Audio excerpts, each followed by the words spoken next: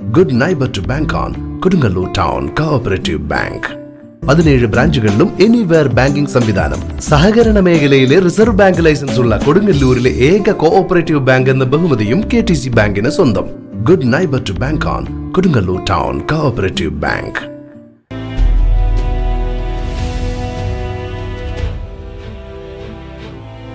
തീരദേശ ഹൈവേ അനിശ്ചിതകാല സായാഹ്ന ധർണയ്ക്ക് അലിവ് ചാരിറ്റബിൾ സൊസൈറ്റിയുടെ ഐക്യദാർഢ്യം.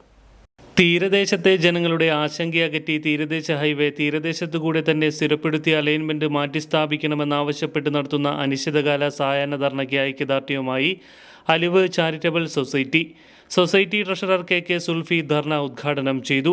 ആയിരക്കണക്കിന് പീഡിക തൊഴിലാളികളുടെ തൊഴിലും ജീവനോപാധികൾ നഷ്ടപ്പെടുത്തുന്ന അശാസ്ത്രീയ അലൈൻമെന്റ് മാറ്റിസ്ഥാപിച്ച് ജനങ്ങളുടെ ആശങ്കയകറ്റാൻ ജനങ്ങളോടൊപ്പം നിൽക്കാൻ ജനപ്രതിനിധികൾ തയ്യാറാകണമെന്ന് സംയുക്ത സമരസമിതി നടത്തിവരുന്ന സായാഹ്ന ധർണയുടെ 82ാം ദിവസത്തെ സമരം ഉദ്ഘാടനം ചെയ്തുകൊണ്ട് അദ്ദേഹം പറഞ്ഞു.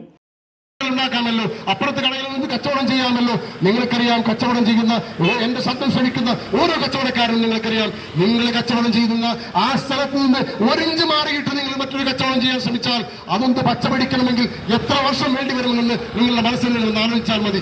ഇന്ന് കച്ചവടം ചെയ്യുന്നത് വലിയ കൊള്ളലാഭം വാങ്ങിയിട്ടൊന്നുമല്ല, വലിയ കൊള്ളലാഭം ഉണ്ടാക്കിയിട്ടൊന്നുമല്ല. തന്റെ കുടുംബം ജീവിച്ചു പോകണം, തന്റെ കൂടെ ജോലി ചെയ്യുന്ന ജീവനക്കാര് തങ്ങളുടെ കുടുംബം ജീവിച്ചു പോകണം എന്ന ഒറ്റ ചിന്തയോടെയാണ് നിങ്ങൾക്കറിയാം ഈ ചുറ്റുവട്ടത്തിരിക്കുന്ന എല്ലാ കച്ചവടക്കാരും കച്ചവടം ചെയ്യുന്നത്. ഒരു സംശയമുള്ള കാര്യത്തിൽ വേണ്ട.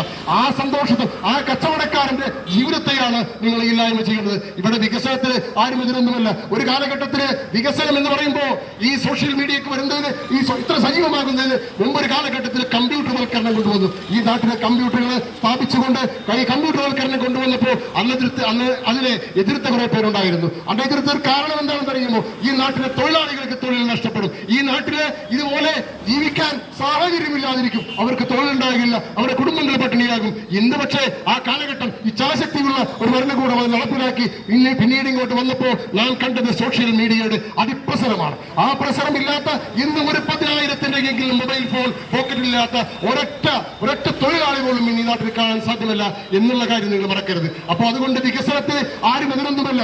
സമരസമിതി പ്രസിഡന്റ് AA മുഹമ്മദ് ഇക്ബാൽ അധ്യക്ഷത വഹിച്ച ധർണയിൽ ജനറൽ സെക്രട്ടറി സിദ്ദീഖ് പഴങ്ങാടൻ സ്വാഗതം പറഞ്ഞു.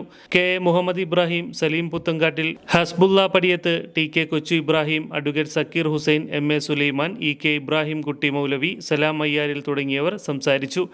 ഇബ്രാഹിം കുട്ടി നന്ദി പറഞ്ഞു.